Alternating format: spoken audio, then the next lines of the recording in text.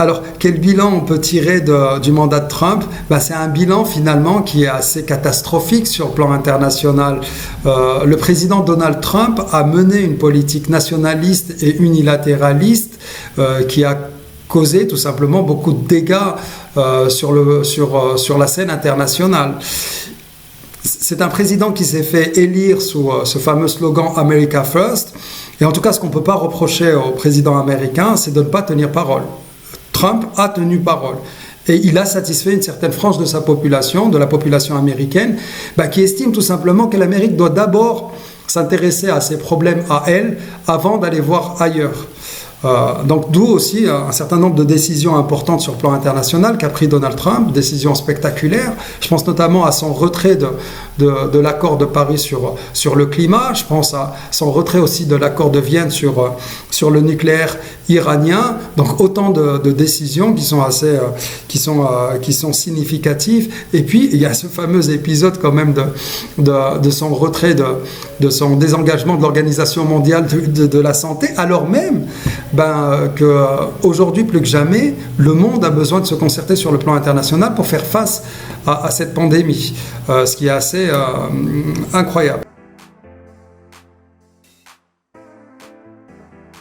Alors, l'un des principaux chantiers qui attend le futur président américain, Joe Biden, ce sera tout simplement de rétablir la confiance sur le plan international. En effet, on peut se dire que la signature d'un accord par un président américain peut finalement être défaite par son successeur. Et ça porte c'est-à-dire que ça porte un effet très négatif à la diplomatie américaine. Donc Joe Biden a beaucoup à faire sur ce plan-là. Alors il s'agira, sur le plan concret, surtout pour Joe Biden de revenir sur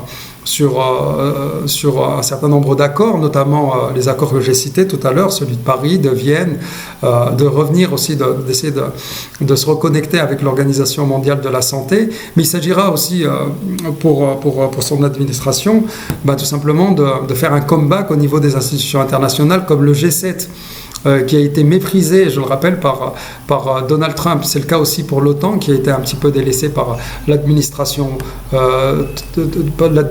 Trump.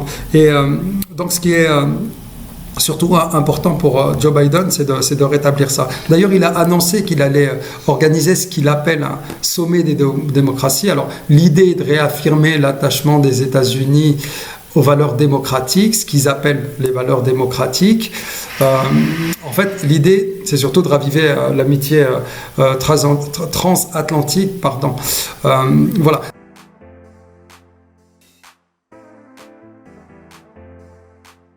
Alors, l'autre chantier qui attend l'administration Biden, ce sera de réaffirmer ce qu'on appelle le leadership américain.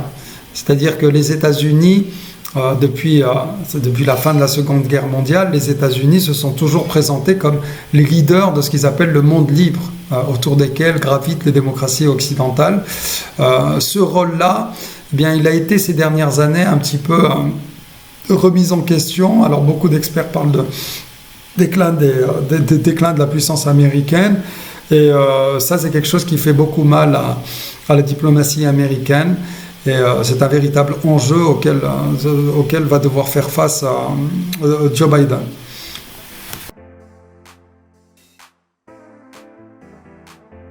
Quel impact peut avoir la victoire de Joe Biden sur le Maroc? Alors, ce qu'il faut d'abord savoir, c'est que les États-Unis sont membres permanents du Conseil de sécurité et par conséquent, ils ont une influence capitale sur le dossier qui intéresse le Maroc, à savoir le dossier du Sahara.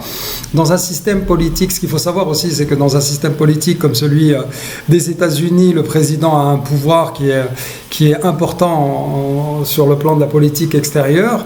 Et puis, ce qu'il faut noter aussi, c'est que contrairement à la position française, qui est assez claire sur le dossier du Sahara, et puis qui est pro-marocaine, celle des États-Unis, par contre, est beaucoup plus ambiguë, à cause notamment de ces fameux lobbies, des groupes de pression, etc. Alors, beaucoup estiment que c'est plutôt une mauvaise nouvelle. Cette victoire de Biden est plutôt une mauvaise nouvelle pour le Maroc, parce que certains estime que Trump était assez favorable au Maroc sur ce dossier-là. Effectivement, c'est sous l'ère Trump que l'aide publique des États-Unis au Maroc a inclus les provinces sahariennes, et puis donc ça a fait que certains ont vu là une certaine reconnaissance des États-Unis, de la souveraineté du Maroc, tout simplement sur le Sahara. Et puis il est vrai aussi que le Maroc a toujours eu des relations assez difficiles avec les présidents démocrates. Et puis ce sera peut-être le cas sous l'administration Biden. Ceci dit, ce qu'il faut retenir, c'est que d'abord le Maroc a toujours été un allié stratégique, un allié des Américains, l'allié stratégique des Américains, notamment en matière de lutte contre le terrorisme. Ensuite, moi j'ai plutôt envie de penser que le fait que Trump ne soit plus responsable de la politique étrangère des États-Unis, c'est plutôt une bonne nouvelle. Ce qu'il faut ne pas oublier, c'est que le Maroc vit aujourd'hui dans un village planétaire qui finalement a besoin d'une communauté internationale et d'un système international qui soit le plus équilibré possible. Or, l'administration Trump, par ses agissements, a créé beaucoup de problèmes sur le plan international. Donc, je pense que les efforts que va déployer Joe Biden pour davantage de multilatéralisme, c'est plutôt une bonne nouvelle pour nous qui sommes marocains, mais pas uniquement, pour nous qui sommes citoyens du monde.